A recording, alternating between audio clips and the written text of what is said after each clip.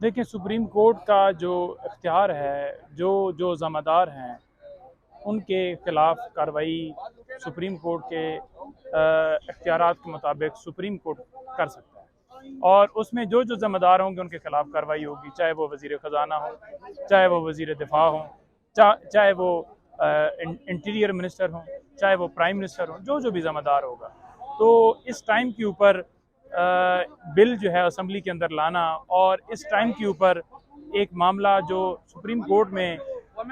Supreme court ने उसके अंदर फैसला दे दिया है, और सुप्रीम कोर्ट ने वाज़ेह अहकामात दे दिए हैं कि इलेक्शन जो है वो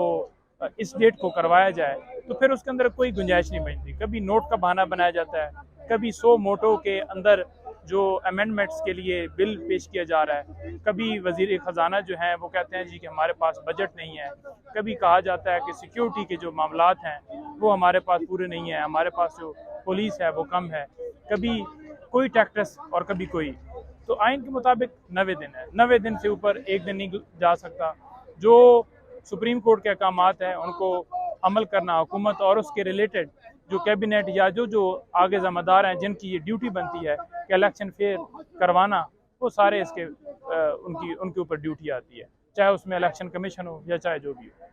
अच्छा, मुझे ये बताइएगा, अभी जो पाकिस्तान बार कौंसिल का जो बयान आता है वो भी जो आज खुद नोटिस इनफरादी हैसियत है चीफ जस्टिस ऑफ पाकिस्तान के पास, तो उनको लेने की वो भी कोशिश करे, कहते हैं हम भी इस हक में कि उनसे वो लिया जाए। तो आप इस हवाले से इसको क्या समझते हैं? क्या चीफ जस्टिस ऑफ पाकिस्तान से इनफरादी जो पावर है उनके पास वो इख्तियार लेना चाहिए उनके वक्त? नहीं, जो 100 वोटों की पावर है वो इख्तियार बिल्कुल नहीं लेना चाहिए। जो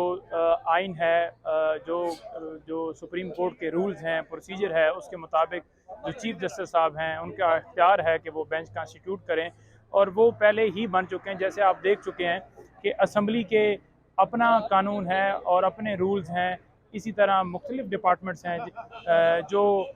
जिनके अपने कानून हैं, और सुप्रीम कोर्ट के इख्तियारात के अंदर मुदाखलत करना इस टाइम के ऊपर जहाँ पे इलेक्शन का मामला ज़ेर बहस है, वो सीधा सीधा अदलिया के ऊपर हमला है। अच्छा, जस्टिस फाइज ईसा साहब की तकरीर पार्लियामेंट की बिल्डिंग एक किस्म की इस्तेमाल हुई है, खैर उसको किस नज़र से देखते हैं? एक मुमकिन चीफ जस्टिस ऑफ पाकिस्तान की तकरीर। देखिए, चीफ जस्टिस ऑफ जो जस्टिस काजी फाइज ईसा हैं, वो कह रहे हैं कि और जजेस को भी जो है वो बाकायदा तौर पे इनविटेशन था, और मैं सिर्फ गया इस वजह से कि आइन का दिन जो है वो मनाया जा रहा था 10 अप्रैल, तो लिहाजा मैं उस ज़ुमरे में गया कि मुझे दावत दी गई और मुझे ये कहा गया, इंश्योरेंस करवाई गई कि आपको एक तो जो है वो इस तरह की सियासी स्पीच नहीं होगी, और मैं तो प्रेफर करता हूँ कि मुझे एक साइड कोने पे बिठाया जाता, बल्कि उन्होंने मुझे इज़्ज़त देने के लिए, जजेस को इज़्ज़त देने के लिए ये सारा काम किया। तो लिहाजा वहाँ पे उनका इस तरह से जाना, जहाँ पे एक मुल्क की बड़ी पार्टी जो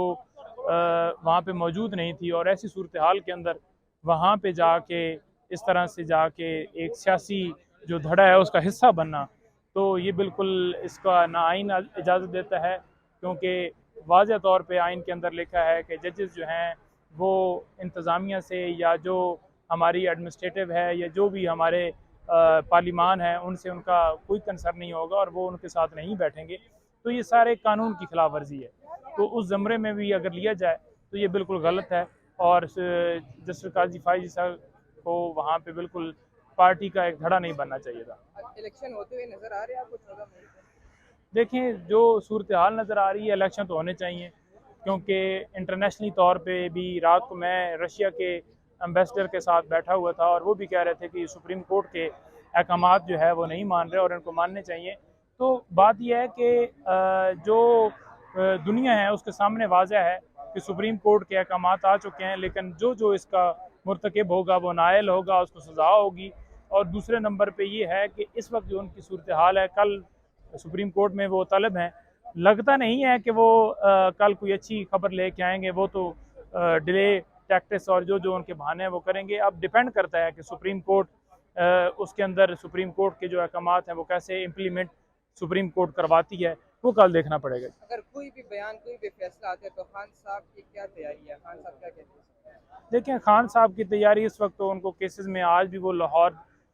जो केस है उसके अंदर पेश हुए थे, मुख्तलिफ केसेस के अंदर पेश हुए थे। एक थाना रेस कोर्स के अंदर मुकदमा था जो कि बाकायदा तौर पे पुलिस ने कह दिया कि इनका कोई कंसर्न नहीं है, इनका कोई तल्लक नहीं है।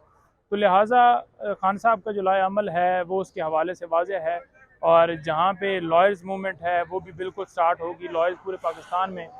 जो है इस चीज़ को बिल्कुल ये निकल आए हैं, और रात को जैसे आपने देखा है कि पाकिस्तान बार कौंसिल ने स्ट्राइक की और वो आज उसकी एग्जीक्यूशन नहीं हो सकी और आज अदालतें खुली हैं। तो खान साहब बाकायदा तौर पर रूल ऑफ लॉ, कानून, आइन की बालादस्ती के लिए हमेशा उन्होंने, उनकी पार्टी का मकसद यही है, तो उन्होंने आवाज़ उठाई है और मज़ीद वो बिल्कुल सुप्रीम कोर्ट के साथ खड़े हैं, आइन के साथ खड़े हैं, और हम वकला भी उनके साथ खड़े हैं, आइन के साथ खड़े हैं, चीफ जस्टिस के साथ खड़े हैं, और किसी को गैर कानूनी काम करने की हम इजाज़त नहीं देंगे।